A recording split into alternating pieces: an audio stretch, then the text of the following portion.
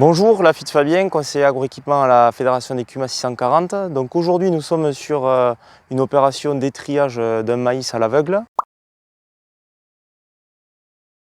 Nous sommes sur une parcelle qui va être emblavée en maïs avec un étriage à l'aveugle qui va être effectué 3 jours après semis.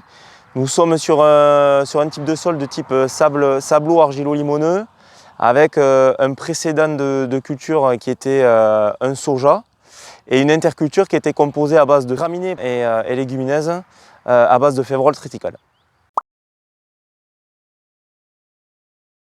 Donc la RC-Tri est un outil incontournable du désherbage mécanique, très utilisé par les producteurs engagés en agriculture biologique, mais aussi plus récemment par certains conventionnels.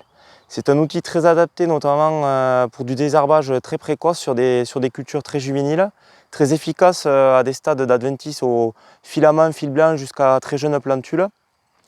Appareil très utilisé et surtout apprécié pour son gros débit de chantier, sa grande largeur de travail et sa polyvalence. Sur un modèle comme celui-ci qu'on peut voir derrière, une RC-Tri donc en version 10 mètres, nous sommes sur un débit de chantier à peu près à l'aveugle qui est de l'ordre de 3,5 hectares.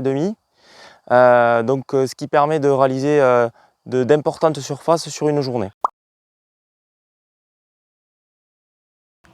On distingue deux grands types de herses, les herses dites classiques à panneaux et les herses à dents indépendantes, le modèle que vous avez ici sous les yeux.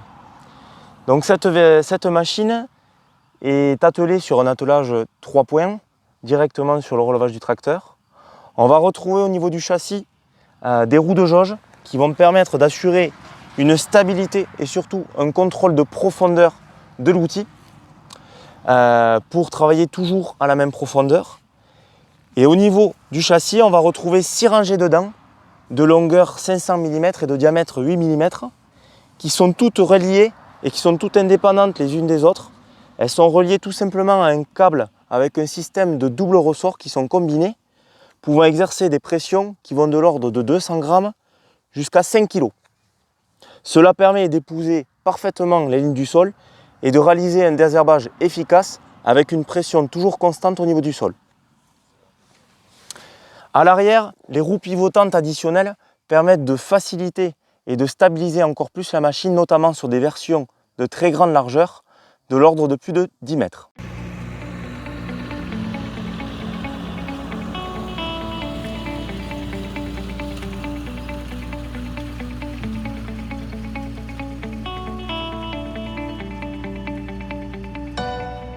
Trois réglages sont essentiels sur la RC-Tri.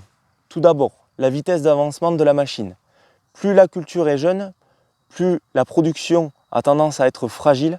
Il est donc essentiel d'adapter la vitesse en fonction du stade. Sur un maïs au stade de 3 feuilles, le chauffeur évoluera à peu près à une vitesse de 3 km/h, 4 feuilles, 4 km/h. Deuxième réglage essentiel, la pression des dents et la tension des ressorts. Plus la tension sera importante, plus l'agressivité sera accrue avec cette machine-là. Pour la profondeur de travail, ce sont les roues de jauge qui assureront la stabilité de la machine et un contrôle de profondeur toujours idéal et optimal.